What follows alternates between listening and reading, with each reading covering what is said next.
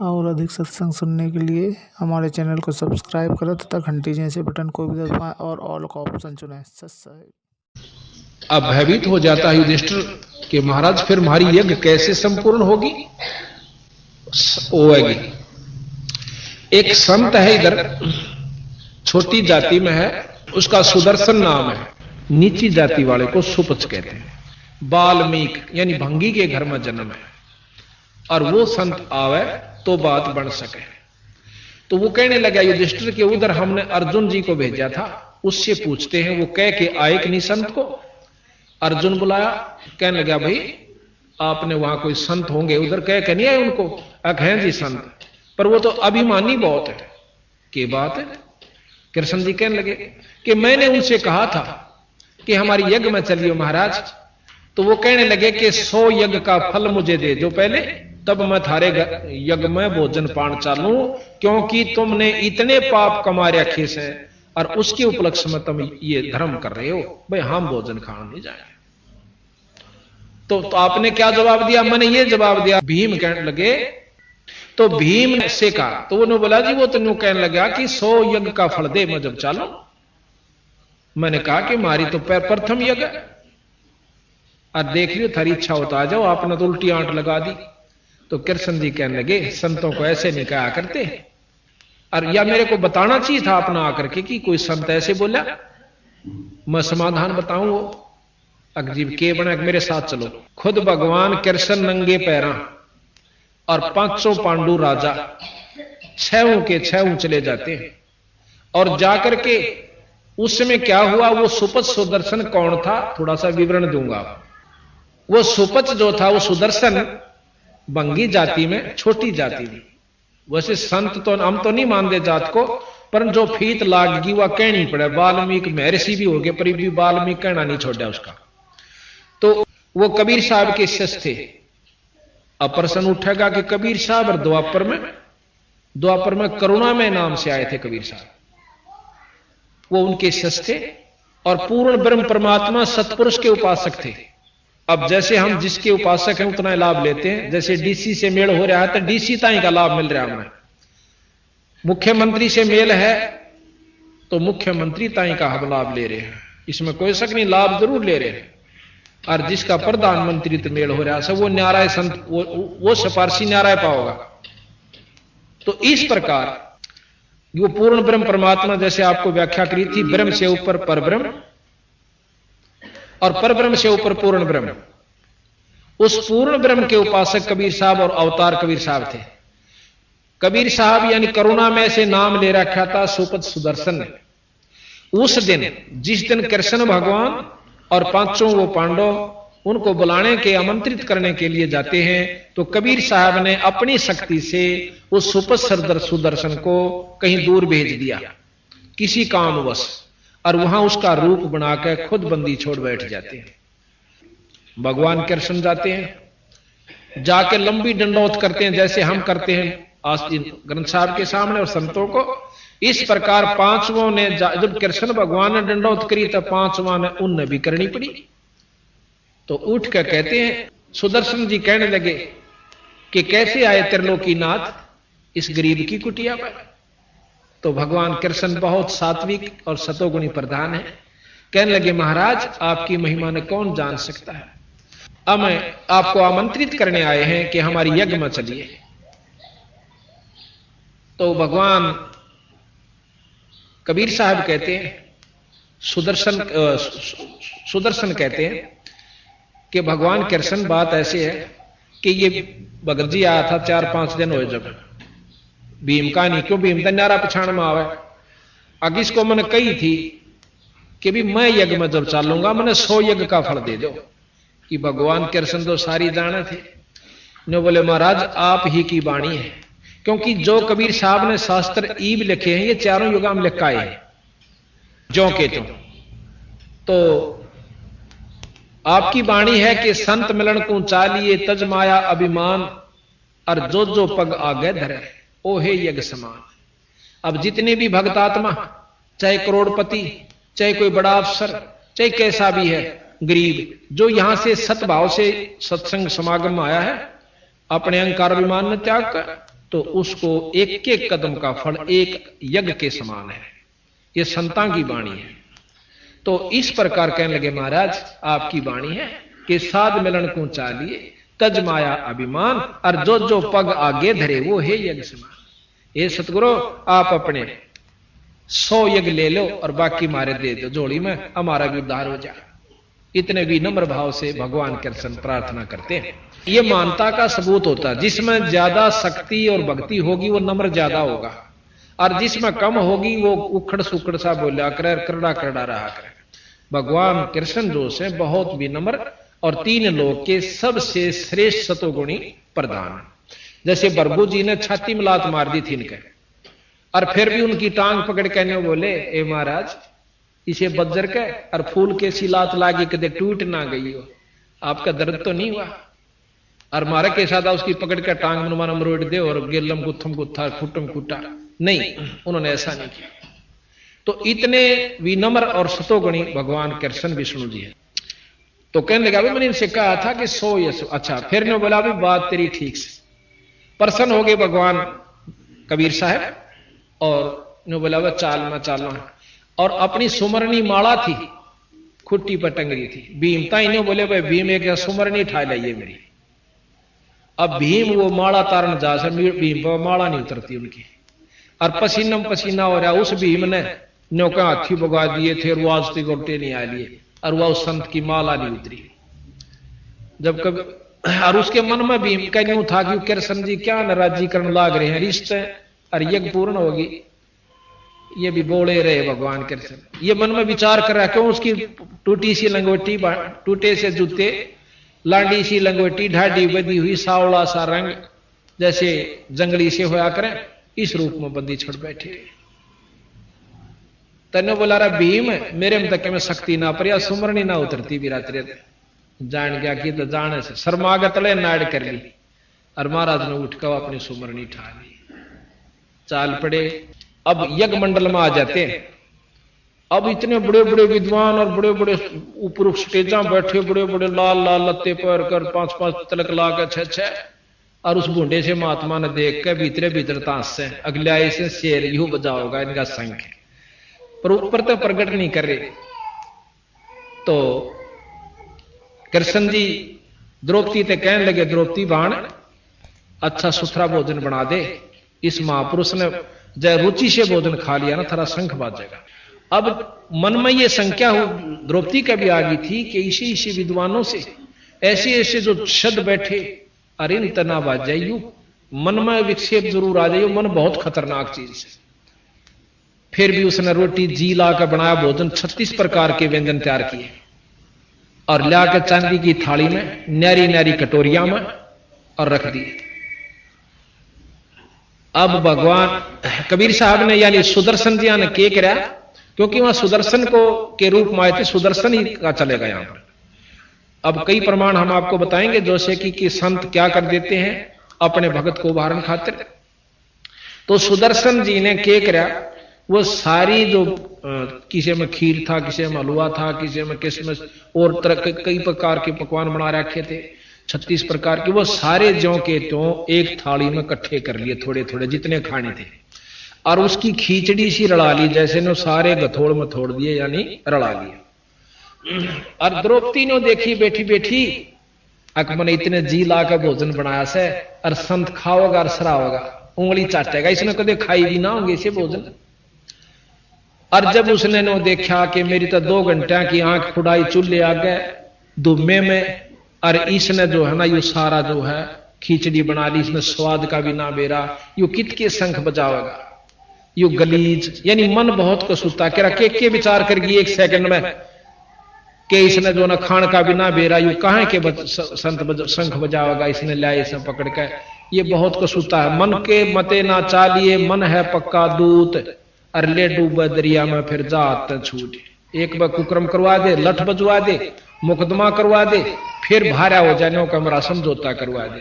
तो पहले कबीर साहब ने कहा पहला समझौता कर लो ने, 2 गाल दे दे, अपना कान बोच ले, 2 मार ले, जब भी सबर कर ले तो भी बढ़िया रहोगे उन मुकदमे आते हैं। और आज तीन किस्से की इज्जत ना रही सही ने, जो राज्य हो लिए वो भी आखिर में लठ बजा बजा कर मर कर कुत्ते की जुनी में जा ली।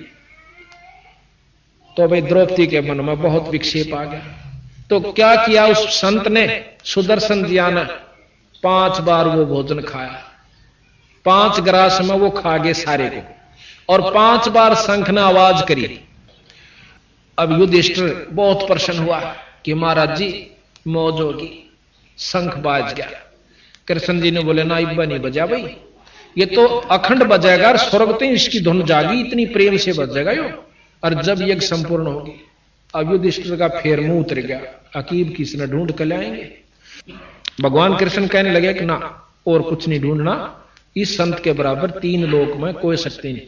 को वर्णन कर रखा गरीबदास जी ने कि इस वाल्मीकि के वो वाल्मीकि ने जिसने गीता लिखी थी ना, ये रामायण लिखी थी, वो वाल्मीकि जो भंगी के घर में जन्म होने के नाते से उसको वाल्मीकि कहा गया। सुदर्शन भी कहा, सुपच भी कहा, सुदर्शन नाम था वैसे सुपच भी कहा। बोले इस वाल्मीकि के बालसम, इस सुदर्शन के बालसम ना ही 3 लोक, ये इतनी शक्ति का संत है। पर ना जच्चे तने बोला द्रौपदी तेरे मन में कोई कमजोरी आई से, और नौकरी इसके 5 धो के पी ले, जब थारी यज्ञ संपूर्ण होगी, और ना फिर मन में मत ना कहिए। अब कहते हैं गरीबदास जी महाराज कबीर साहब के द्रौपदी ने उस बूढ़े से संत की 5 धोए चरणामृत लिया, और फिर देखे जब आधा द्रौपदी ने पी लिया ना, जब कृष्ण भगवान ने बोले द्रौपदी देखे मेरे मन ने दे दे थोड़ा सा, आधा उस चरणामृत को भगवान कृष्ण ने पिया, उस सुदर्शन के चरणामृत को। यहां गरीबदास जी महाराज कहते हैं चूड़े का चरणामृत लिया वो कृष्ण चंद्र करतारा कि उस अनंत कोट ब्रह्मांड के परमात्मा सतपुरुष के नुमाइंदे कबीर साहब के शिष्य उस चूड़े का, जिसने हम वाल्मीकि और भंगी और नीच जाति का कहते हैं, संता का नीच नहीं जात नहीं है। गरीबदास जी महाराज कहते हैं ऊंच नीच इस विध है लोई, और कर्म कुकर्म कहां में दोई। बूढ़े काम करनिया, नीच काम करनिया चाहे ब्राह्मण जाति का वो नीच है, और अच्छे काम करनिया चाहे समाज उसके क्या की फीत ला रहा है वो ऊंच है। ये बसंता के लक्ष्य बताने की विधि है। तो उस समय वो शंख जो ही चरणामृत लिया तो वो शंख अखंड बाजता है बहुत देर तक, और स्वर्ग तक उसकी झनकार सारी पृथ्वी पर घूम जाती है जब वो यज्ञ संपूर्ण होता है।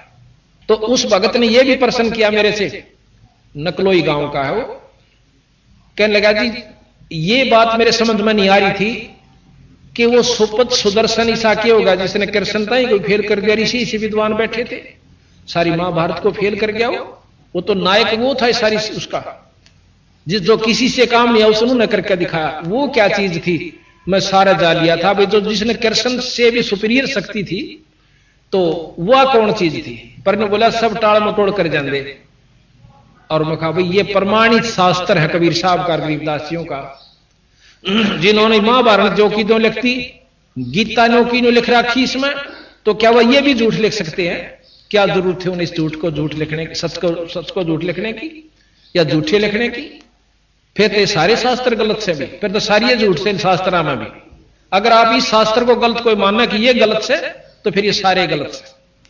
और नहीं, हम सारा को सत्य मानते हैं, ये भी सत्य है और ये भी सत्य है। अब जो किसी में ज्ञान है कि दिल्ली तक ये स्टेशन आवे हैं और आप भी जा रहे मैं भी जा रहा यहां से दिल्ली, दोनों आगे सही मिले हैं, और हम आगे कलकत्ते तक नहीं गए, और वही आदमी फिर बतावा कलकत्ते तक ये स्टेशन हो रहा है, क्या वो झूठ बोलेगा? नो कह मैं जा कर रहा हूं और ये स्टेशन लगा, जब यहां तक कि हमारे सारे मिल गए तो अगले भी सत्य है, पर हम ना गए हैं, नहीं मानते, वो हमारी कमजोरी से। जब 4 वेद 6 शास्त्र 18 पुराण 11 उपनिषद महाभारत गीता रामायण वो ज्यों की तो इसमें लिखी गई, और उसके बाद बताया कि भी एक परमात्मा और से, जिसने तुम भूल रहे, 3 परमात्मा 3 लोक के मालिक, इससे ऊपर ब्रह्म जिसको निरंजन वेद ब्रह्म कहते हैं, ब्रह्म से ऊपर पर ब्रह्म है। आप पार ब्रह्म की बहुत स्तुति सुनी होगी। जब दादा और परदादा 2 नाम से, तो व्यक्ति भी 2 से, और परदादा उस बाप थे थोड़ा, दादे थे भी बड्डा से, यानी उसका बाप से। इसी प्रकार हम ब्रह्म को अन्यों का वो पार ब्रह्म से, ये अनजान आदमी ने बंडा सके कि ब्रह्म और पार ब्रह्म एक चीज से। मंत्री प्रधानमंत्री में अगर अंतर कोई नहीं जानता वो तो नहीं मान लेगा कि एक चीज से, पर हम नहीं मान सकते जिनको ज्ञान है। तो ये बंदी छोड़ने ये कहने की कोशिश की है कि ब्रह्म तक का ज्ञान ये 3 लोक के शास्त्र सारे देते हैं, उसमें मुसलमानों के भी आ लिए और अपने हिंदुओं के भी आ लिए, क्रिश्चियनियों के भी आ लिए। जिस क्रिस्टियस की भी जो स्टोरी है वो यहीं तक का ज्ञान है। अब इस 3 लोक के, और फिर लोग तो और भी गणे मानना, हम खुद मानते हैं कि लोग तो बहुत गणे हैं, शास्त्र बताते इस प्रमाण को दे रहे। और फिर हम लोग हैं कि किसी से हमने बात की, नो बोला शंकर भगवान या विष्णु भगवान का जो उपासक होता है वो नौका यू ए ब्रह्म से और यू ए पार ब्रह्म से। अब भाई डीसी ने को मुख्यमंत्री या तक डीसीएस है, मुख्यमंत्री नहीं हो सकता। जब 3 लोक के का, या तो फिर शुरुआती से ना सारे शास्त्र ने कंधे पांदे अनंत लोक ब्रह्मांड के परमात्मा है।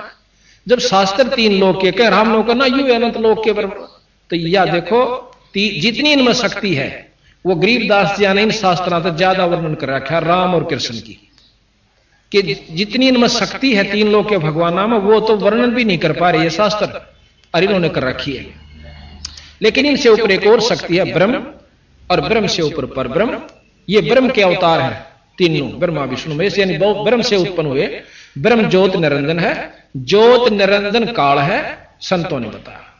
ज्योत निरंजन जो हम जाप करते हैं ये काल तक का जाप है, वेद उसको ओम जाप कहते हैं, और संत जो है उसको ज्योत निरंजन, अलख निरंजन। नाथ परंपरा के संत हमने देखे जाकर मोगरा खड़का कर अलख निरंजन, तो वही अलख निरंजन, वही ज्योत निरंजन, वही ब्रह्म, वही ओम ओंकार, वही तक का ज्ञान। इससे ऊपर ब्रह्म, ब्रह्म से पार ब्रह्म, पार ब्रह्म से ऊपर पूर्ण ब्रह्म, पूर्ण ब्रह्म के अवतार कबीर साहब आए हैं। अब ये शास्त्र ज्ञान दें, वो भी ज्ञान हमें शास्त्रों से हुआ, घर का तो नहीं किसी का।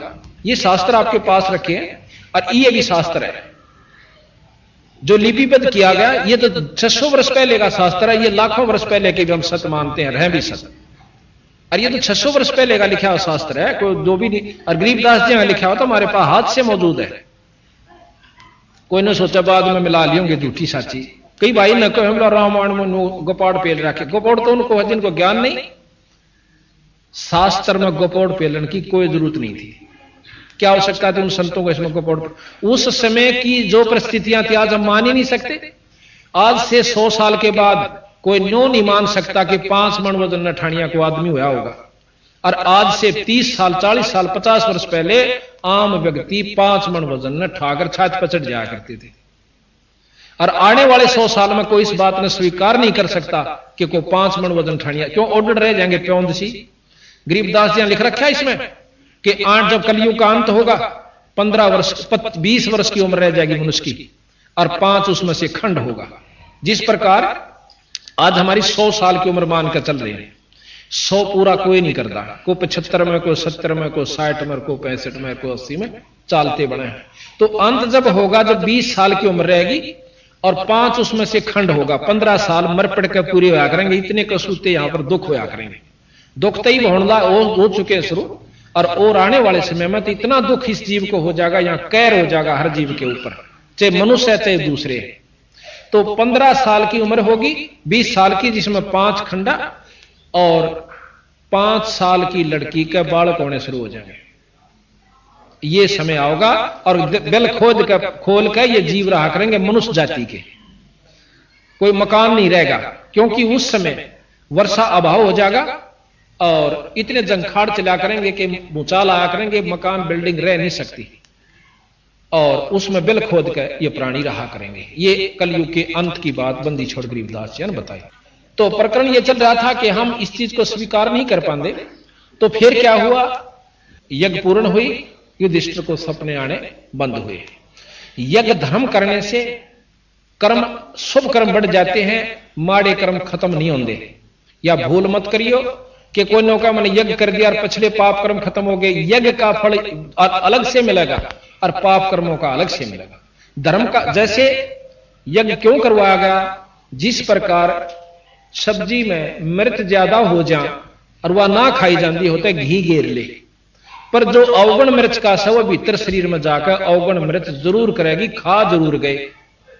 नमक जैसे ज्यादा हो गया, उसमें घी डाल लिया, वो भी कम हो जाएगा, लेकिन नमक अंदर जो डिफेक्ट नमक ने या फायदा करना वो जरूर करेगा। इसी प्रकार हम पुण्य कर्म जो करते हैं, पाप कर्मों को, जैसे भाई अच्छे धर्म कर रखा, आज वो करोड़पति हो गया, इस दुख से बचा, पैसे की कमी ना रही, लेकिन जो और उसके भाग्य के कर्म से वो भोगने पड़ेंगे। उसका बालक भी मर जाएगा, टांग भी टूट जाएगी, अधरंग भी मारेगा, अंधा भी होगा, चाहे करोड़पति के चाहे अरबपति हो। वह कर्म अलग से, वो सुख न्यारे कर्म का से। तो यहां तीन लोक की व्यवस्था का प्रधान ये है कि जिसे कर्म जीव करेगा वो भोगने होंगे। और ये बंदी छोड़ महाराज कहते हैं हमारी शरण माए पाछे, उस पूर्ण सत्पुरुष की शरण माए पाछे और सच्चे नाम का सार नाम का जाप करनी है पाए, ये पाप कर्म खत्म हो जाया करे। अब यह बात नहीं जचा थोड़ी सी कि इनमें के शक्ति होगी कि ये खत्म कर दें, ये कर सकें, और तीन लोक की व्यवस्था में ये कर्म खत्म नहीं हो सकते। क्यों? फिर गीता का ज्ञान झूठा। और ये प्रमाणित से त्रेता युग में रामचंद्र जी ने बाली मारा था और द्वापर में श्री कृष्ण के रूप में आकर उसका बदला देना पड़ा। अपने कर्म ने खुद भगवान विष्णु नहीं काट सका, वो भोगे सरा। तो इनकी उपासना से आप अपने कर्म कटवाण की दबाट देखियो मत। ये कबीर साहब कहते, मैं नहीं कहता ना, ये गरीबदास जी कहते। हाँ, इनकी उपासना सुख जरूर मिलेगा, जैसे मार्गदर्शन गीता जी में किया, वेदों में कर रखा। इसके अनुसरण अगर आप करोगे तो आप इस तीन लोक में सुखी हो सकते हो, पर जन्म मरण की बीमारी तो फिर भी नहीं बच सकते। ये कबीर साहब। आज तक हमने कथाएं पढ़ी, शास्त्र ज्ञान किया, रामायण पढ़ी, महाराज भगवान राम का ज्ञान हुआ, कोई बात नहीं। और इष्टवादी होकर के हम उसके, जैसे भगवान कृष्ण जी ने कि हम लीलाएं पढ़ते हैं, उसमें कई ऐसी लीलाएं भी हैं जो कि आम व्यक्ति उसको स्वीकार नहीं करता और अच्छा व्यक्ति नहीं मानता, लेकिन हम उसको गलत नहीं मानते। तीन लोक के जो परमात्मा होगे वो जो चाहे सो कर सके। कहते हैं गरीबदास जी के सैंस गोपी का भोग कै फेर जती कह लाया, और ऐसे त्रिभुवन राय हैं एक जाके पाप लग्या नहीं, ऐसा त्रिभुवन राय। कृष्ण भगवान 16,000 गोपिकाएं के साथ भोग विलास किया। अब कई भाई कैसे कि जब वो इतने खोटे कर्म करा करता, क्या कहा भगवान? अब इस बात में हम नहीं पढ़ते, वो भगवान तो वो था ही, तीन लोग के उपासक थे परमात्मा, और लीलाएं ये सारी सत असत माननिया अपनी कमजोरी में से। अब हमने उस ज्ञान को मिलाना है कि कहां तक कौन सा ज्ञान हमें श्रेष्ठ और कहां ले जाएगा। अब क्या हुआ कि बाली जोश है त्रेता युग में मारा रामचंद्र जी ने, विष्णु अवतार जी ने, और फिर द्वापर में बालिया झिमर ने भगवान कृष्ण के पांव में भाल मारा तीर, और भगवान कृष्ण अपने शरीर को छोड़कर और लोक में जाने लग गया। जब वो स्वर्ग में जाने लगा उस समय उसने अपने 500 प्रिय भक्तों को, पांडवों को बुलाया। सबने कहा कि महाराज ये क्या हो गया, जुल्म हो गया, किसने मार दिया, ला उसको अभी खत्म कर देते हैं। कृष्ण जी ने बोले ना, जो हो गया यूं तो होना था भाई। उन्होंने, और वो वहीं बैठा बालिया झिमर, हाथ जोड़े, महाराज मेरे से गलती होगी, मेरे से, मैंने तो कोई पशु समझा था। भगवान कृष्ण के पांव में एक पद्म का निशान था जिसमें बहुत चमक होती है, और मैंने वो पांव पे पांव रख के ऐसे महाराज लेटे हुए थे किसी वृक्ष के नीचे, और उसके जो फुंगड़ों में कह, झुरमटों में कह, उसने सोचा कोई मृग बैठा है, इतनी मोटी आंख वाला, और उस आंख समझ के उनके पांव में तीर मार दिया। तो कहे महाराज मेरे से गलती होगी, क्षमा कर दे, मैं पापी जीव हूं, मैंने नहीं पता था भगवान है। तो बोला ना भाई गलती नहीं हुआ करती। भगवान कृष्ण ने उसे बताया कि ना भाई तेरा मेरा पिछला हिसाब किताब था, मैं रामचंद्र था और मैंने आप अपने स्वार्थ वश लाओ परमार्थ वश लाओ कुछ भी बात बनाकर मैंने आपका वध किया था। आपने पूछा था कि मेरा बदला कब दोगे, क्योंकि तीन लोक के अंदर अदला बदला जरूर है। तो मैंने कहा था कि भाई त्रेता युग में, द्वापर युग में दूंगा। तो मैं अपना आज बदला दे चुका हूं और कोई तेरी गलती नहीं। अब युधिष्ठिर भी वहां सुन रहे थे और अर्जुन भी वहीं खड़ा था, सारे खड़े थे। फिर वो बालिया झिमर चला जाता है, बालिया झिमर चला जाता है। फिर कृष्ण भगवान कहने लगे, अभी पांचों मेरी बात ध्यान से सुनो। पांचों पांडवों से कहने लगे, क्या अर्ज है महाराज कि तुम पांचों भाई हिमालय में जाकर तप करो, पांचों जने जाकर हिमालय में तप करो और अपने शरीर को वहां खत्म कर गाड़ दो, गड़ा।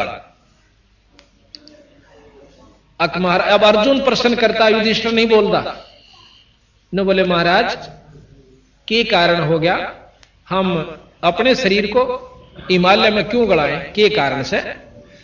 तो वहां कहते हैं भाई सत्संग में बात नहीं करें, कोई ध्यान से सुनो, जितनी देर सुनो, और आप नहीं अच्छी लगती तो आराम करो जाकर के, या नहीं बोलना किसी ने। तो युधिष्ठिर जी कहने लगे, अर्जुन प्रश्न करता कि महाराज हम हिमालय में क्यों गड़े जाकर, हमें कोई कारण बताओ कि आपने जो महाभारत में पाप कर्म किए हैं वो आपके समाप्त नहीं हुए, अपने शरीर को कष्ट दे करके वहां गाड़ दीजिए और आपके ये पाप कर्म कम हो जाए। अब वहां कबीर साहब कहते हैं कि अर्जुन ने हाथ जोड़कर कहा कि भगवान, आपने गीता में सबसे पहला यही कहा था कि आपके ऊपर कोई का पाप कर्म लागू नहीं होंगे, और ये हमने फिर आप यज्ञ करी, उस समय भी आपने कहा था यज्ञ कर दो आपके पाप कर्म खत्म हो जाएंगे, 2 बार यज्ञ करी, और तीसरी बार आप फिर कहते हो कि वहां पाप कर्म गड़ जाओ सारे और तब करो आप खत्म हो जाएंगे। कहते भगवान आपकी लीला हमें समझ में नहीं आई। अब कोई बात नहीं, समझ में ना आई आप ये काम करो। अब ज्यादा बोलने की हिम्मत नहीं होती क्योंकि बहुत विद्वान थे, भगवान अपने 100 लोग को चला जाते हैं। अब कबीर साहब कहते हैं यहां तक के तो ज्ञान शास्त्र देते हैं, अब आगे का मैं बताऊं। 5 पांडव हिमालय में गड़ जाते हैं, युधिष्ठिर जो है केवल उनका पंजा गड़ता है, वो सह शरीर अपने पिता के पास चले जाते हैं। ये 5 कौन थे? युधिष्ठिर धर्मराय का लड़का था, जो लेखा जोखा करता धर्मराज, उसका पुत्र था। यहां नाटक करने के लिए आए थे। जिस प्रकार एक फिल्म के अंदर करोड़पति का लड़का एक रिक्शा चलाता है और रिक्शा में वो सही रोल कर रहा है, कति रिक्शा पुलर का और गरीबी का, और भाई जिस ढंग से वो रहता है, एक भिखारी का कर रहा है, वो सही रोल कर रहा है। वो ना तो भिखारी है उस पिक्चर में, पर पिक्चर देखने आ रहा, वो बिल्कुल सच लग रहा है, आनंदित भी हो रहे हैं, दुखी भी हो रहे हैं उसके दुखों में। तो ये इसी प्रकार वहां से ये 5 महाशक्तियां आई थी अर्जुन जी के साथ, कृष्ण जी के साथ। युधिष्ठिर धर्मराज का लड़का और भीम पवन देव का लड़का और अर्जुन इंद्र जी का लड़का। और ये जो 2 थे नकुल और सहदेव, ये अश्वनी देव के लड़के थे। ये चारों के चारों तो नरक में डाल दिए, कबीर साहब बताते हैं, युधिष्ठिर को छोड़ के। युधिष्ठिर अपने पिता के लोक में चला जाता है, धर्मराज के लोक में। अब वहां जाके कहता है कि मेरे भाई कहां हैं, क्योंकि ये ममता जोसेफ बहुत देर तक, अब एक सफर में भी हम काफी देर रह ला, एक स्कूल में जो 2 साल 4 साल 10 साल इकट्ठे पढ़ ले, जब वो न्यारे चले जाते हैं तो कभी ममता जरूर उमड़ेगी कि एक बार फेट का जिनका अच्छा सलूक रहा हो मिल के आओ। तो इसी प्रकार भगवान युधिष्ठिर जी कहने लगे कि अपने पिताजी से कि वो मेरे भाई कहां हैं। युधिष्ठिर जी के पिता यानी धर्मराज कहने लगे कि कोई किसी का भाई नहीं था, वहां तो एक खेल, अपना खेल का है सो तुम, और वहां कोई किसी का भाई नहीं, तू तो मेरा पुत्र है और ये तेरा लोक है, ये तेरा राज, यहां रहे। उसमें इतनी ममता होगी कि ने बोला मैं उनके दर्शन जरूर करूंगा, जो मेरे साथ 100 साल रहे, कितने दिन रहे, और मेरे रह नहीं सकता, मैं पागल होने जा रहा हूं। तो धर्मराज ने बताना पड़ा कि वे चारों नरक में पड़े हुए। कहने लगा नरक में क्यों गए? कि उन्होंने एक महाभारत किया था, युद्ध किया था, उसका पाप क्रम वो भोग रहे। अब युधिष्ठिर जी कहने लगे उनका कोई समाधान हो सकता है? हो सकता है। आप अपने पुण्य उनको दो, वो कुछ समय के लिए उन पुण्यों को भोगने के लिए बाहर आ सकते हैं, पर कर्म फिर भी भोगने पड़ेंगे, पाप भी। आप अपने पुण्य दे सकते हो और उनको बाहर निकलवा सकते हो कुछ समय के लिए, जितना वो पुण्य दोगे, उनके बाद फिर उन्होंने वो कर्म फिर भोगने पड़ेंगे। न बोला जी एक बार बाहर कटवा दो, न बोला जा भाई तेरे पुण्य जाएंगे इसमें, अग जान दो, कि ममता बहुत बुरी चीज होती है। वहां जाकर के अपना संकल्प कर देते हैं कि मेरे पुण्य इन चारों भाइयों को, चारों को संकल्प करता हूं और ये नरक से बाहर आ जाए। वो चारों फिर नरक से बाहर आए। जब बाहर आ लिए, जब उनके पांव पकड़कर रोए हैं युधिष्ठिर जी, मैं ठीक नाट गया था उस महाभारत में, युधिष्ठिर लड़नते, परंतु मेरी एक नहीं बसाई। ये कबीर साहब कहे, मैं अपनी तरफ से नहीं कहता, गरीबदास जी शास्त्र प्रमाण देता। तो यहां बंदी छोड़ गरीबदास जी महाराज कहते हैं कि इस महाभारत को आप 100 बार पढ़ लो और लाख बार पढ़ो, ज्ञान हो सके कि के काम उस दौरान हुआ और कौन सा करने का था और कौन सा ना करने का।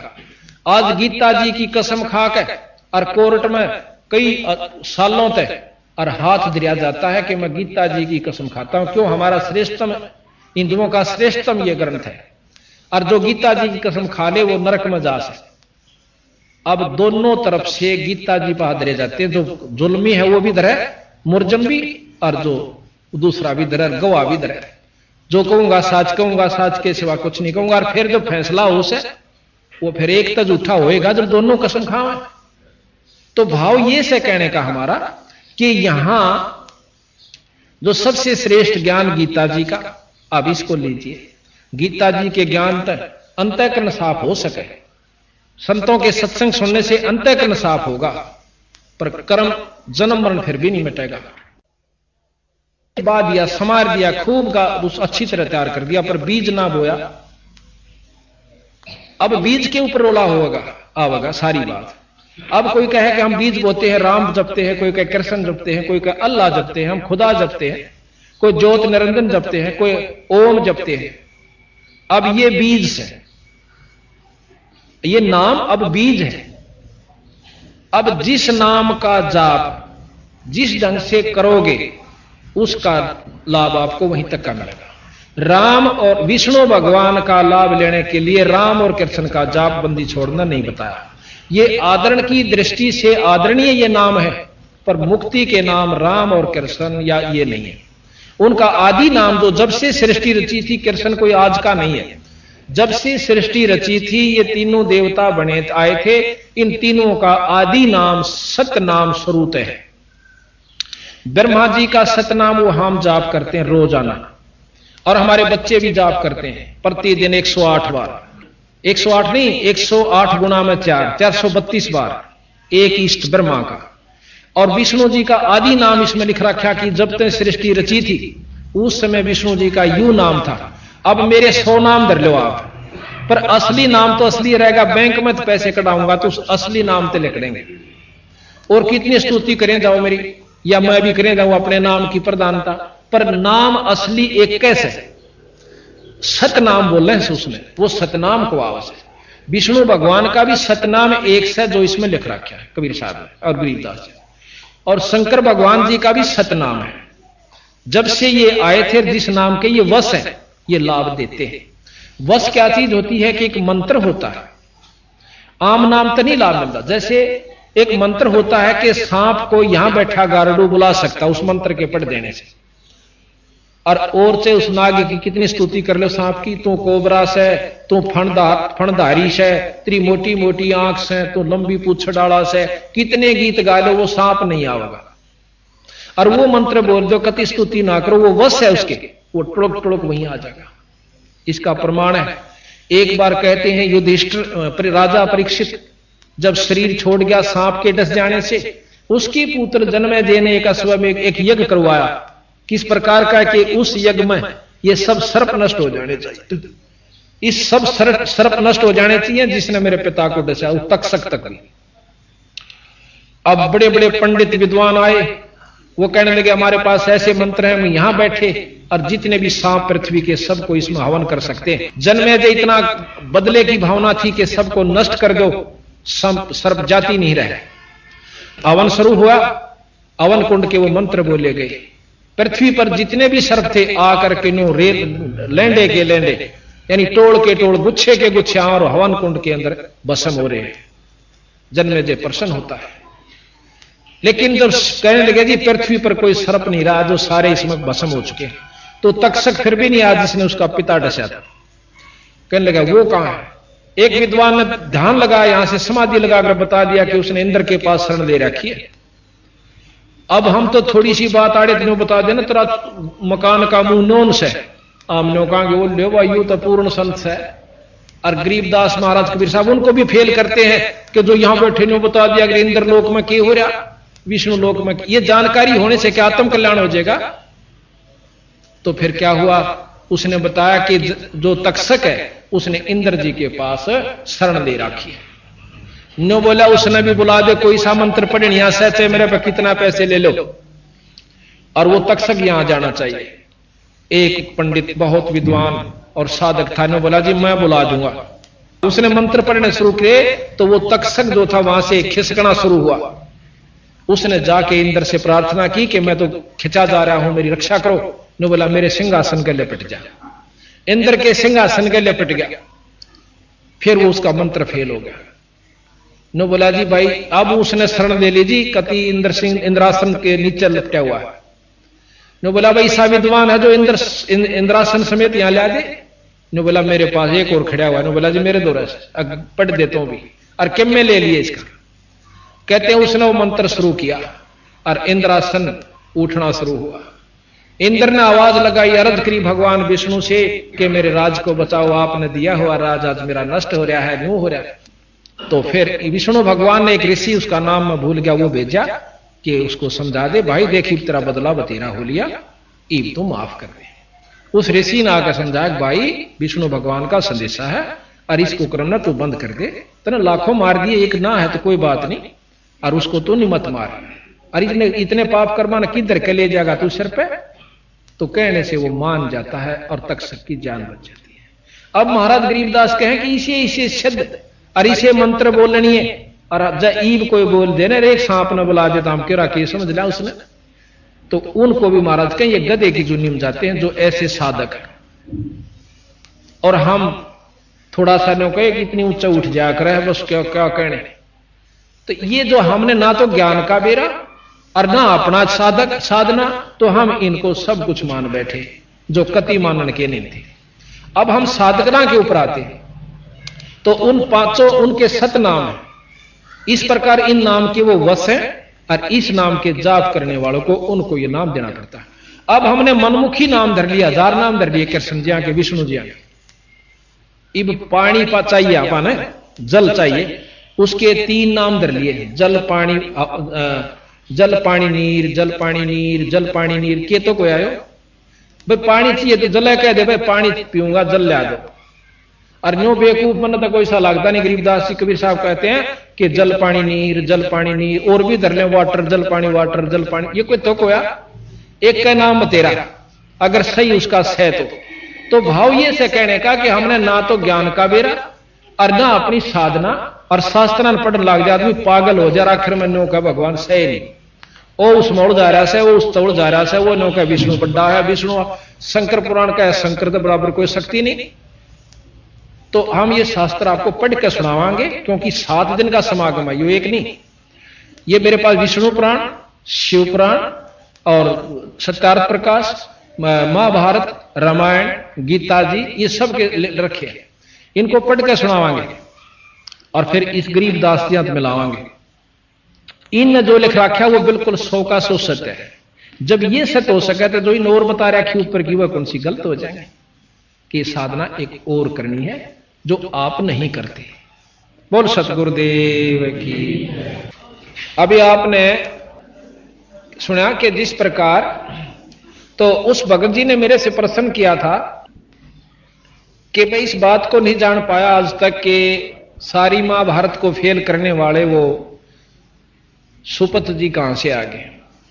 जब उसको ये जानकारी हुई, क्योंकि गरीबदास जी महाराज कहते हैं अनंत कोट ब्रह्मा हुए, अनंत करोड़ हुए ईश, और साहेब तेरी बंदगी से यो जीव हो जा जगदीश।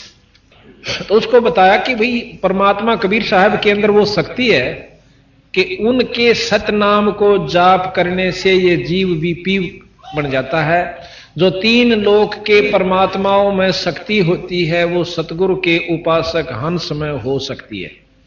अब हम आपको ये बताने की कोशिश करेंगे कि कबीर साहब में क्या शक्ति थी। जिस प्रकार हमने भगवान राम और कृष्ण जी को ईश्वर संज्ञा में ले रखा है, उनकी लीलाओं को सुनकर, उनकी महिमाओं का जानकारी हो जाने से, उनने के काम करे, क्या क्या किया, कि गीता जी के ग्रंथ का उन्होंने हमें ज्ञान दिया, उसको हमने बहुत श्रेष्ठ ज्ञान मानकर भी उनको ईश्वर संज्ञा में लिया। दूसरा यह है कि उन्होंने अपने पिताजी को कैद से छुड़वाने के लिए कंस का वध किया, और जैसे पूतना को दूधी का जहर लगाकर मारने के लिए पूतना गई थी, भगवान कृष्ण ने उसको खत्म कर दिया और मरे नहीं। और भी बहुत से कितने राक्षस गए थे, उनके काबू में भगवान कृष्ण नहीं आए।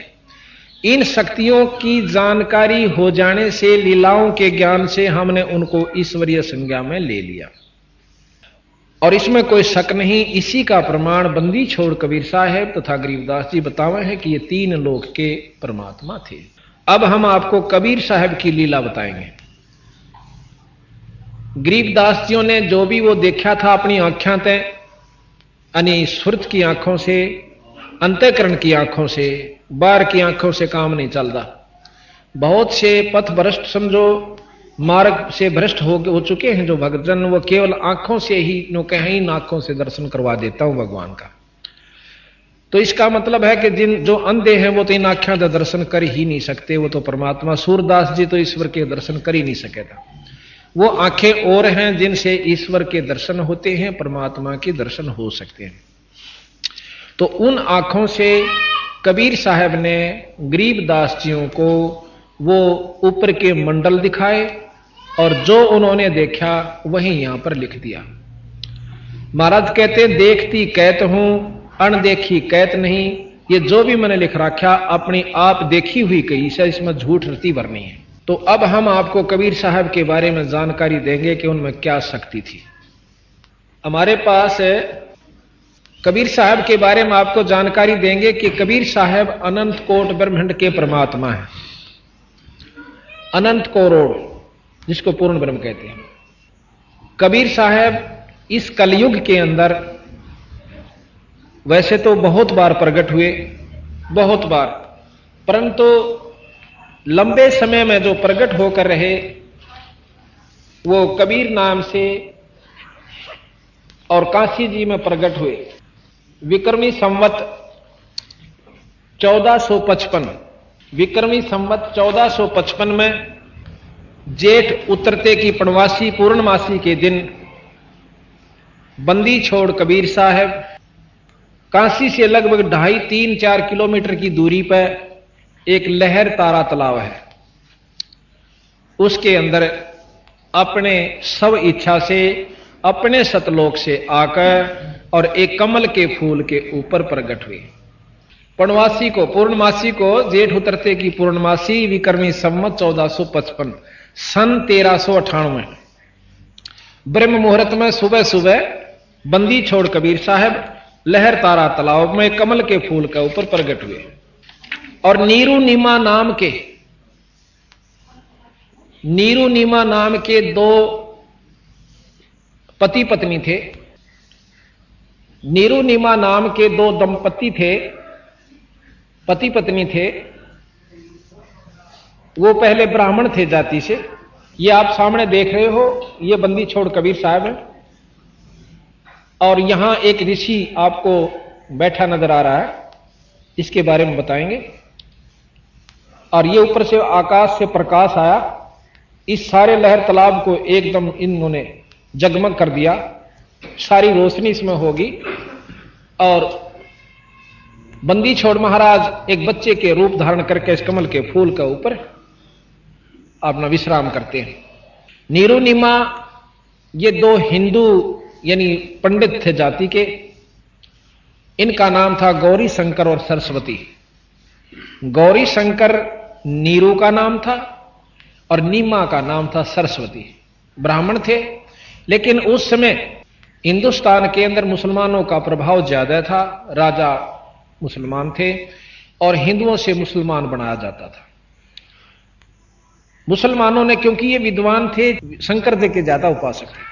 शंकर भगवान की जो शंकर पुराण है, शिव पुराण का ज्यादा अध्ययन किया करते थे तथा सुनाया करते थे। लेकिन मुसलमानों ने यह सुहाया नहीं उनके इतने अच्छे ज्ञान को, जबरदस्ती मुसलमान बना दिया। और जो इनके वंशज थे पंडित जी, उन्होंने इनका सहयोग नहीं दिया, बल्कि ये मान करके तुम्हारे को तो मुसलमान बना दिया, आप हमारी जात में नहीं आ सकते। जबरदस्ती उन्होंने पानी पिलाया था मुसलमानों ने, जबरदस्ती। और उस दिन के बाद उनको हिंदू समाज ने उनको रिजेक्ट कर दिया, यानी वो अपने समाज से निकाल दिया। अब उन्होंने देखा कि मुसलमानों वाला काम तो हमारे बस का नहीं, ना हम मांस खा सकते और ना हम नमाज पढ़ सकते। उन्होंने फिर भी अपने इष्ट की उपासना ज्यों की तो रखी और एक ताणी बुनने का काम शुरू कर दिया। अब जैसा कर्म कोई करे वैसा ही उसको नाम दे दिया जाए। जैसे हमने देखा कि एक जाट एक जगह चिनाई का काम कर रहा ठेकेदार के पास, उसको सब मिस्त्री के, जाट को वहां कोई नहीं कहा था। एक पंडित बहुत गरीब था, उसने किसी ने सलाह दे दी कि मैं तो दिल्ली में अपना खोल ले दुकान नाई की, नाई की दुकान खोल ली, तो वहां उसको नाई कहेंगे, पंडित जी कोई नहीं कहेगा। तो जैसा भी हम कर्म करते हैं उसी के नाम से हम प्रसिद्ध हो जाते हैं, जाने जाते हैं। तो उनका क्या हुआ जी, उन बेचारा ने अपना ताणी बनने का काम शुरू कर दिया। पहले आम घर में होया करती दरीदारी तय आम छोरी बहू बनाया करती थी, आदमी भी बना। इधर सरसा जिले में हम गए थे, वहां पर अब भी खड्डी बनाई हुई उन्होंने, अपनी दरी आप बनाती हैं बहनें, लड़कियां बहन खेस बनाती हैं। लेकिन वो उन्होंने एक विशेष उसका साधन वो बेचनी शुरू कर दी महाराज के पिताजियों ने अपना रोजी रोटी के लिए। तो उनको जुल्हा नाम दे दिया, जो खाडी का काम करे वो जुल्हा जाना जाता है। उनका संतान कोई नहीं थी। कहते हैं एक उन्होंने गंगा में नहाना भी बंद करवा दिया पंडित जियों ने कि यहां आप स्नान नहीं करा करोगे। वो नहाने के लिए लहर तारा तालाब पर जाया करते। उसमें कहते हैं उस समय गंगा का कुछ पानी रिस्क है और आता था, वो भरा रहा करता था, बहुत स्वच्छ निर्मल जल से, बहुत लंबा चौड़ा सरोवर था। तो वो उड़न आया करती जा करके, दोनों जने मुंह अंधेरे जा करके। तो ये सुबह सुबह जा रहे थे, जब नहाने लग गए तो उन्होंने देखा कि एक लड़का कमल के फूल के ऊपर है और पांव मारने लग रहा पानी में। क्यों, थोड़ी थोड़ी सी सूर्य रोशनी प्रकाश होने लगा। तो उसी समय निम्मा ने नीरू अपने पति से कहा कि आप एक देखियो बच्चा डूबेगा। अब नीरू ने कहा कि इस जल में भी इसने बच्चा दिखा है, क्योंकि संतान नहीं है, बेचारी पागल हो रही है। उन्होंने बोला इस जल में बच्चे का क्या काम, अगजी जल्दी देखो देखो डूब गया, वो डूबेगा बच्चा। अब उसने भी इतनी कराट से कहा तो एकदम नजर गई, सामने देखा है तो कम से कम भी बहुत ज्यादा पानी उसमें और बहुत दूरी पर, लगभग 50 फुट की दूरी पर बच्चा नजर आवे। अब वहां पर ना तो कोई औरत धरका आ सकती और जच्चा तो भी ना बढ़ सके उस पानी में। तो भाव ये सब लोग वैसे मनमुखी बना रखा। कई भाई कहें से कि वो तो एक विधवा ब्राह्मणी का हुआ था, शर्म की मारी की तत गेर गई थी, एक टोकने में पाया था, नो पाया था। ये सब बनावटी बात से कति नरी झूठ है। नो कहे बिना माँ बाप का पैदा ही नहीं हो सकता। जब शुरू में सृष्टि रची जब कैसे हुई थी, कौन था, माँ था कि बाबू था, पहले विचार करिए। वो परमात्मा बना भी सकता है और आप भी आ सके, इसमें कोई आंट मानन की आवश्यकता नहीं। और जिस परमात्मा पर पाबंदी होगी नो नहीं कर सकता तो भगवान नहीं है, ईश्वर संज्ञा में नहीं है, वो जो चाहे सो कर सके। तो जी वो भाग के अंदर गया और समेत फूल उस बच्चे को ले आता है। आज कबीर साहब एक कमल के फूल के ऊपर है और लहर तारा तालाब के अंदर आए। वहां पर नीरू जो है, नीरू भाग करके अंदर से उस कमल के फूल में थे और सदा फूल उठा लाता है और नीमा को दे देते हैं। ये साथ में नीरू खड़ा है और ये इधर महाराज कबीर साहब को लिए नीमा खड़ी है सरस्वती जी, जो कि जिनका पहला नाम सरस्वती जी था। तो अब उसने निकाल तो लिया बच्चे को, फिर उसके याद आई अक्तन तो चाड़ा कर दिया। पहले तो हमारे को हिंदू से मुसलमान बना दिया और अब हम इस लड़के ने ले जाएंगे तो हो सकता है वो लोग हमें ताने देकर बुरी अच्छी कह करके और किसी राजा को सिकला करके कहीं से हमें देश निकाला ना दे दें। तो क्या करें? उसने नो कहा अपनी पत्नी नीमा से कि इस लड़के ने यहीं डाल दे, हम नहीं ले जाएंगे। अब औरत की आत्मा बहुत नरम हो है, ने बोली जी मेरे प्रति बालक नहीं गिरा जा सकता, ये बच्चा मेरे से नहीं पढ़ सकता। क्योंकि मां ने बेरा होश है कि नवजात शिशु और इसके मां नहीं बाप नहीं, कितनी बुरी हालत में ये तड़फेगा मरेगा। ने बोली जी देख मैं तो इसने छोड़ नहीं सकती। तो ये छो में आ गया आखिर में नीरू जी कि मैं तेरा थप्पड़ मारूंगा और इसने गेर यहीं पे, या फिर रोने लगी बैठ कर, बोली कुछ नहीं। इतनी कराहट देख के माई की तो बंदी छोड़ कबीर साहब एक दिन के शिशु बोलते हैं, कहने लगे भगत जी मैं आपके लिए सतलोक से आया हूं और मुझे घर ले चलो, आपको कोई कुछ नहीं कहेगा। और इतनी आवाज कबीर साहब के मुंह से सुनकर उस नीरू की पिंडी कांपन लागी, घबरा गया कि ये पता नहीं क्या देव है या कोई गण है या कोई भूत प्रेत ना हो। और घबरा करने बोला भाई तो ले चाल बेशक मैं कुछ नहीं कंदा आपसे। उस बच्चे को लेकर घर ना आ जाते हैं। तो वहां क्या होता है, बच्चे को लेकर घर ना आगे विचर, अब किसी ने बेरा पट्टा को भाई ये तो एक छोरा ठाए ले किसी का, कोई तो कुछ कहे, कोई कुछ कहे और कोई कुछ कहे। तो ये दोनों घबरा जाते हैं कि केरा होगा। अब मुसलमानों को पता चला कि चलो लड़के का नाम रखेंगे और अपनी कुरान लेकर आ जाए। अब यहां गरीबदास जी की साखी पार्क के अंग से आपको सुनाते हैं। है तो इन्हीं की, बाकी इसमें नोट कर रखी अलग से शॉर्ट में। तो बहुत बड़ा पार्क का अंग से 3-4 घंटे में लगातार पढ़े जब पूरा होगा और समझाने लग जाए तो 3 दिन में समझा जाएगा, लगातार 6-6 घंटे समझाऊं जब। पर ये मेन जो हमारी आवश्यक थी वो हमने इनमें से निकाल ली। बाकी उन्हीं की कोई उर्दू में कोई किसी भाषा में, उन्हीं को प्रमाणित महाराज ने सब भाषाओं के लिए रखे।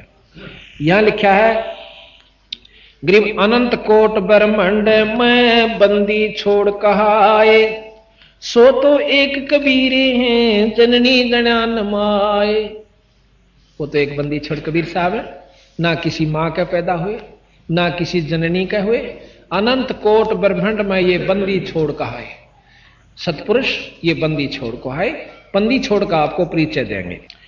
अब फिर प्रमाण देते हैं गरीबदास जी। गरीब शब्द स्वरूपी सायब धनी शब्द सिंध सब माही, बाहर भीतर रम रहा जहां तहां सब ठाही। गरीब जल थल साक्षी पृथ्वी, गरीब जल तल पृथ्वी गगन में, बाहर भीतर एक पूर्ण ब्रह्म कबीर है, अवगत पुरुष अलेख है। गरीब सेवक होकर उतरे इस पृथ्वी के माही, जीव उदाहरण जगत गुरु बार बार बलि जाही। सेवक होकर एक छोटे से ताना बुन दिया, जुल्हा बन का आए बंदी छोड़। गरीब काशीपुरी कष्ट किया उतरे अदर अधार, मोमन को मुजरा हुआ जंगल में दीदार। मोमन, मोमन कहते हैं जो हिंदू से मुसलमान बनाए गए वैरायटी के जो मुसलमान होते हैं उनको मोमन कहते हैं। गरीबे कोट करण शिशिबान सोदे आसन अदर ब्रह्माने, परसत पूर्ण ब्रह्म को शीतल पिंड और प्राण। नो कहते हैं बंदी छोड़ गरीबदास जी के काशीपुरी कष्ट हुआ, काशीपुरी कष्ट किया, उतरे अदर आधार और परसत पूर्ण मोमन को मुजरा हुआ फिर जंगल में दीदार। अपनी मर्जी से सतलोक से आए थे शब्द स्वरूपी। शब्द अपनी शक्ति से जैसा रूप वो बनावे वैसा बना सकते, उसको शब्द स्वरूपी रूप कहते हैं। कहते हैं गरीब अनंत कोट शशि भान सुध, अनंत करोड़ शशि कहें चंद्रमा और भानु कहें सूर्य को। इतनी चमक के साथ सतगुरु महाराज वहां से ऊपर से आए थे और प्रकाश रूप में, और क्या नाम उस लहर तला के कमल के फूल के ऊपर प्रकट हो जाते हैं। और फिर जब उस काशी वहां से उठाकर निम्मा ने अपनी छाती का जब लाया उस औरत ने, इतना आनंद आया कि परशत पूर्ण ब्रह्म को और शीतल पिंड और प्राण उस परमात्मा को गोदी में ले पाछे जो आनंद माई ने महसूस किया उसका वर्णन हम कर नहीं सकते। हम तो उनके नाम लेने हमारे शरीर में करनाट हो जाता है, इतनी शरण शरण हो जाती शरीर में बंदी छोड़ का नाम आनते। और जिसने उस परमात्मा को अपनी छाती का और शरीर से स्पर्श किया उस बच्चे के रूप में, उसके आनंद को वही वर्णन कर भी नहीं सकते, वो भी नहीं कर सकते। तो यहां बंदी छोड़ उसका एक ही दो हम कहते हैं, ग्रीब कोट कोट किरण शशिभान सोदे आसर आसन अदर विमान परसत पूर्ण ब्रह्म को शीतल पिंड और प्राण। उस माई ने बच्चे को गोदी में लाया, फिर मुंह चुम्या, लाड करे परमात्मा के। धन्य है वो माई। अब ये माई कौन थी और ये नीरू कौन था, थोड़ा सा प्रकरण और दे दें। ये उस सुपत सुदर्शन वाल्मीक के पिता पुत्र माता पिता थे द्वापर में। उसने सुदर्शन ने तो महाराज कबीर साहब की बात को सत्य मान लिया, लेकिन इन्होंने उनकी बात पर विश्वास नहीं करा कि आप तो वैसे ही कह रहे हो कबीर साहब, मुनिंद करुणा में जी के नाम से आए थे ना, आप तो वैसे झूठ बोल रहे हो, ब्रह्मा विष्णु महेश से ऊपर कोई शक्ति नहीं है। हमने इन्हीं के बारे में जानकारी, अनपढ़ थे, जंगल में रहते थे, लेकिन नहीं माना। तो सुदर्शन आखिर में अपने महाराज से कहता, गुरुजी हे परमात्मा मेरे माता पिता का कल्याण भी कर दियो। जो बोला भाई देख, इस जन्म मत ये मान देनी, इनको फिर जन्म दूंगा, और फिर जब इनका जन्म होगा मनुष्य का ही होगा, और फिर इनको मैं नाम उपदेश दूंगा। नाम बिना जीव का छुटकारा नहीं हो सकता। नहीं तो परमात्मा कबीर साहब खुद भगवान आ रहे थे, सारा गेल ले जाते सतलोक में, और सब ने सामने दर्शन दे रहे थे। कबीर साहब परमात्मा थे। जब इन्हों दर्शन तय अगर मुक्ति होती होती इबन तो सारे जा लेंगे। एक नियम से परमात्मा का नाम भजन करना पड़ेगा, और वो भी सच्चा नाम जो कबीर साहब ने आगे प्रचलित कर रखे। तो जी वो नहीं माने। दूसरा जन्म उनका ब्राह्मण और ब्राह्मणी का हुआ। उसमें भी महाराज कबीर साहब इनको मिले थे ऐसे ही, एक बच्चा वैसे ही मिल गया था जैसे रास्ते में चलते हुए। तो कबीर साहब जब 5 साल के 4 साल के हुए तो इनको कहने लगे कि आप मेरी बात का यकीन करो, मैं आपको नाम दूंगा और आपका गुरु बनूंगा, आप नाम लो और पार हो जाओगे। पर इनका फिर भी विश्वास ना हुआ कि और बालक ने हम गुरु बनावे। तो उनका वो शरीर भी खत्म हुआ कुछ दिनों के बाद जो पूरे हुए। उसके बावजूद फिर ये ब्राह्मण और ब्राह्मणी फिर बने। जब कबीर साहब ने तो ये मानना नहीं हो क्यों, फिर ब्राह्मण ब्राह्मणी का घमंड उच्च जाति का ऐसा काम बना कि मुसलमानों ने उनको पहले ही ऐसा कर दिया कि उसमें अभिमान नहीं छोड़ा, और औलाद नहीं थी। फिर इनको लहर तालाब प्रकट हुई। हाँ, पहले जन्म में जब महाराज इनको मिले, इनको कहने लगे आप नाम ले लो, तो ये नहीं माने। तो 5-7 दिन के बाद महाराज उनके सामने अंतर ध्यान हो गए थे, दिखे नहीं उनको। उसके बाद वो पुत्र रहित भी हो गए थे और बहुत पछताए थे, रो रो कर रुदन मचा दिया था कि हमने नहीं बेरा था, आप इतनी महान शक्ति हो। फिर महाराज ने अगले जन्म में फिर मिले एक बच्चे के रूप में, जैसे अभी वर्णन किया। तो उनको महाराज कहे, जो जन हमारी शरण है ताका हूं मैं दास, और गेल गेल लाग्या रहूं जब लग धरनी आकाश। फिर कहते हैं भक्ति बीज जो होवे हंसा, तारू तास के कोत्तर वंशा। एक भी कुणबे में अगर सच्ची भाव ते कबीर साहब को मानता है, नाम ले रखा पूरे गुरु तक, तो उन्होंने उसके 101 पीढ़ी न पार करूंगा। ये प्रमाण दिया सतगुरु ने कि उसके मां बाप को भी महाराज पार करके ले गए और इस रूप में आकर ले गए। तो यहां ग्रीब काशीपुरी कष्ट किया, गृह में गोद लिया मुंह चूम कर, कोट हेम रूप झलकनते, जगर मगर काया कर दमक पदम अनंते। हेम रूप जैसे हेम कहे बर्फ न, और स्नो व्हाइट का आकर बहुत कति बर्फ के साथ सफेद, इतना बंदी छोड़ का चमकीला शरीर था। कहते हैं गरीबदास जी महाराज, गरीब गोद लिया मुख चूम कर, हेम रूप झलकनते, जगर मगर काया कर दमक पदम अनंते। गरीब काशी उमटी गुल भया, मोमन का घर घेरे, कोई कह ब्रह्मा विष्णु है, कोई कह इंद्र कुबेर। जब बंदी छोड़ के इसे सुंदर शरीर में छोटे से बच्चे कहने देखा, को तेनो कहे तो ब्रह्मा के शादी कैसे इतना तेज हो मैं बच्चा, कोई विष्णु, कोई इंद्र, कोई कुबेर, और कोई कहे तो कोई देवता से। गृह में कोई कहे ये वरुण है, कोई कहे वरुण धर्मराय है, कोई कहते है ईश, 16 कला सुभान गति, कोई कहे जगदीश। गृह बे भक्ति मुक्ति ले उतरे, मेटन तीनों तापे, मोमन के डेरा लिया, कहे कबीरा बापे। भक्ति और मुक्ति लेकर आए और तीनों तापों को मिटने के लिए बंदी छोड़ कबीर साहब के नाम में वो शक्ति है कि वो 3 ताप को नष्ट कर देता है।